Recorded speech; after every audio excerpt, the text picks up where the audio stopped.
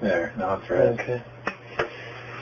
So anyway, I don't know, this idea has kind of come to me, just kind of, what I want to do is I want to kind of get the story of our family. What was school like?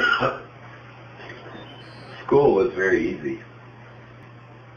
As far as subjects go, I excelled. I did better than anybody else, and that was very easy. Relating with the other kids in my class was really tough. Yeah.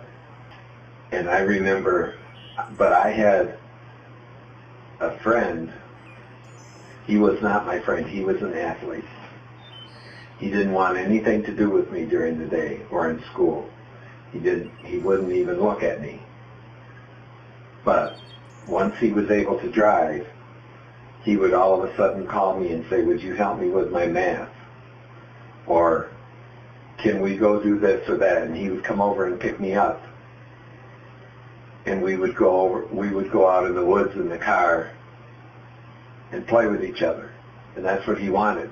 The rest of the time he ignored me because I wasn't Joe Athlete and he was.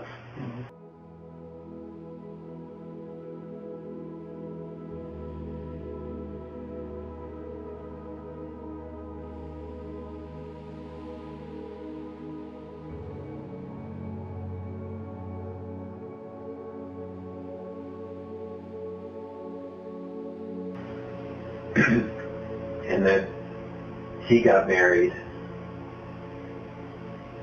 but he still kept it up. He still kept calling me, and he still kept wanting to have anytime. I think to this day, I could go to him, and we could go have sex together.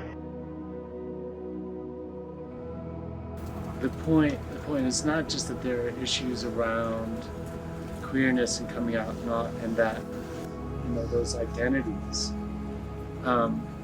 It's the whole view of sex and sexuality is just unhealthy. Right.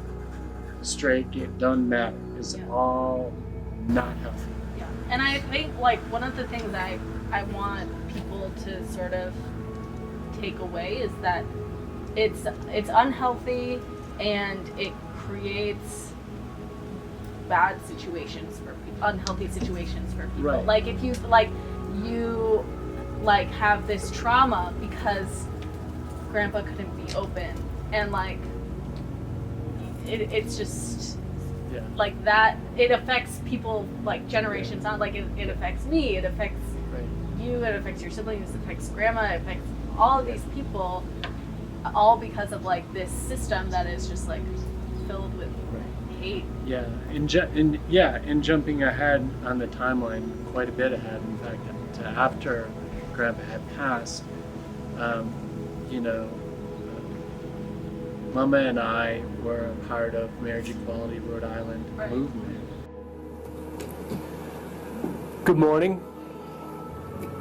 My name is Pastor Todd Grant Yonkman. My wife, Pastor Nicole Grant Yonkman, and I serve as senior co-ministers at Beneficent Congregational Church right here in Providence on Wybosset Street. My father, who passed away last year, grew up in rural Michigan where being gay was simply not an option.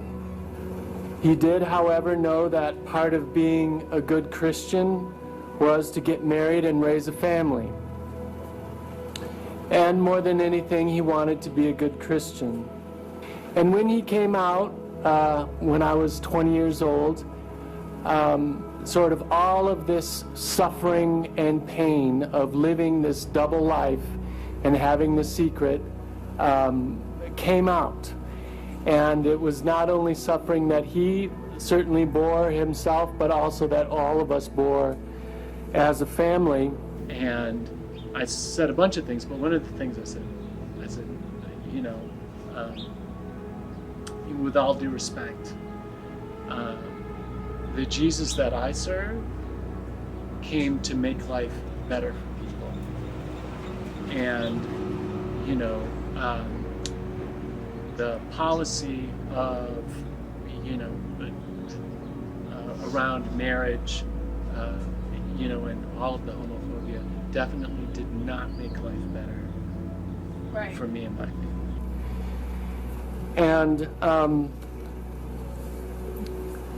And so I had to ask myself, did Jesus come to make life better for people or to make life worse?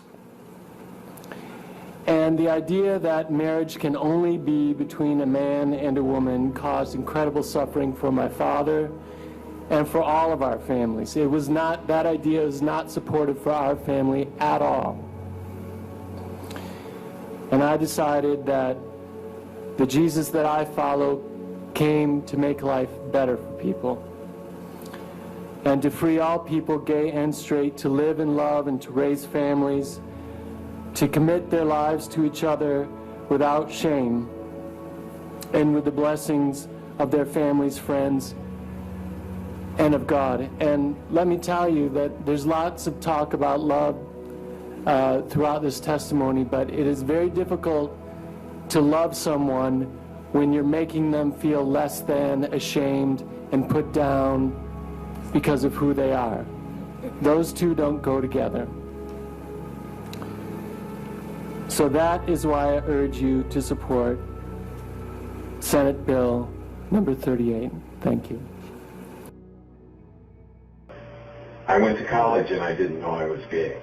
The main thing was that your mother wanted to get married, and I figured we better, but I wasn't sure because I wasn't sure what else was going on with me.